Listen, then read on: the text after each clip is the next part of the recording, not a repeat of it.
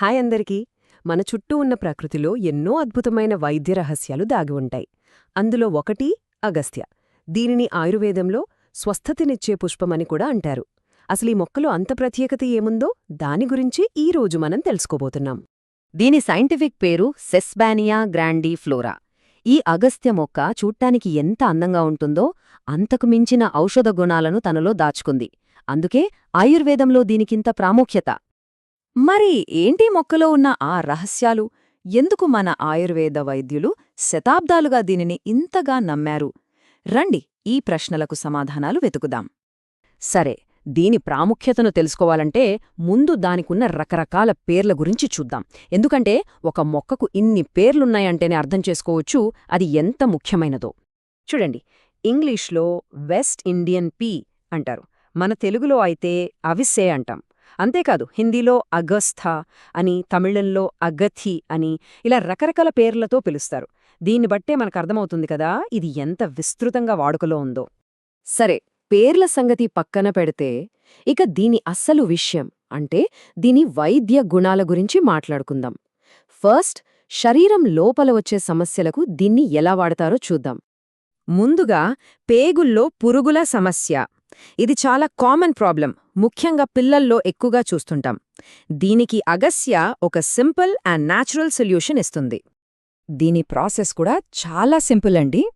Just 10 నుండి 20 మిల్లీలీటర్ల అగస్త్య ఆకుల రసాన్ని తీసుకోవాలి. దాన్ని 2 వారాల పాటు ప్రతిరోజూ ఉదయాన్నే పరగడుపున తాగాలి. అంతే. ఇలా చేస్తే పేగుల్లోని పురుగులు సహజంగానే పోతాయని మన సంప్రదాయ వైద్యం చెప్తోంది. సరే, ఇది ఒకటి. ఇక ఇంకో ముఖ్యమైన సమస్య రేచీకటి.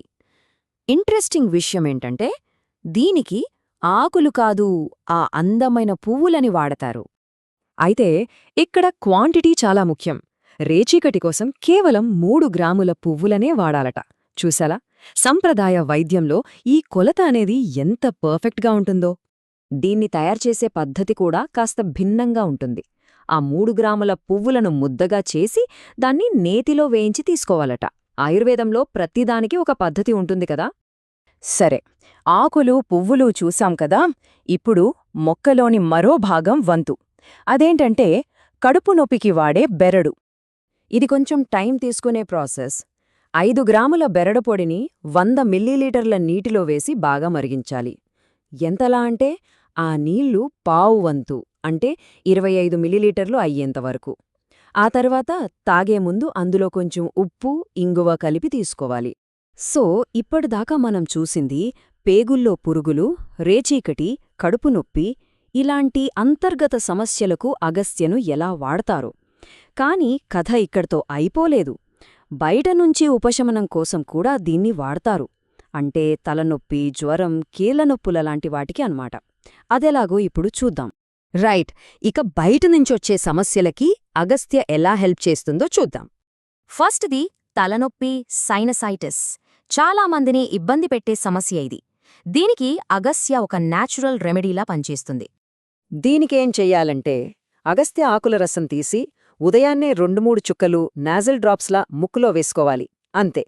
ఇలా చేస్తే తలనొప్పి, సైనస్ నుంచి మంచి రిలీఫ్ దొరుకుతుందని అంటారు. తలనొప్పి మాత్రమే కాదు, జ్వరం తగ్గించడానికి కూడా అగస్త్యను వాడొచ్చు. ఇక్కడ కూడా ఆకుల్ని పేస్ట్లా చేసి శరీరం మీద పూస్తారు. ఇది కూడా చాలా సింపుల్. అగస్త్య ఆకుల్ని మెత్తగా నూరి ఆ పేస్ట్ని ఒంటికి పట్టిస్తే చాలు. జ్వరం తీవ్రత తగ్గుముఖం పడుతుందని ఒక నమ్మకం. సరే, ఇక చివరిగా కీళ్ల నొప్పులు, వాపులు, ముఖ్యంగా ఆర్థరైటిస్, గౌట్ లాంటి సమస్యలకు ఇది ఎలా పనిచేస్తుందో చూద్దాం.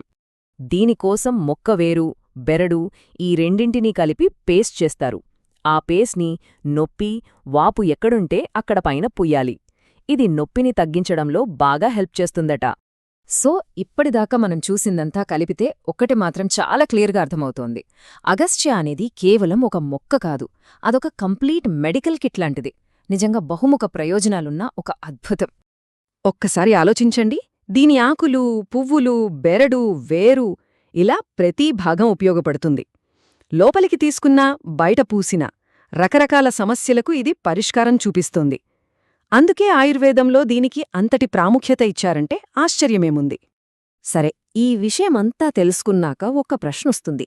మన చుట్టూ మన కళ్ల ముందే ఇంత గొప్ప వైద్య పరిజ్ఞానం దాగి ఉంటే మనం దాన్ని ఎంతవరకు గుర్తిస్తున్నాం? బహుశా ఈ సంప్రదాయ జ్ఞానాన్ని మనం మళ్ళీ ఒక్కసారి గౌరవించి దాని గురించి ఇంకా లోతుగా తెలుసుకోవాల్సిన టైం వచ్చిందేమో. ఏమంటారు?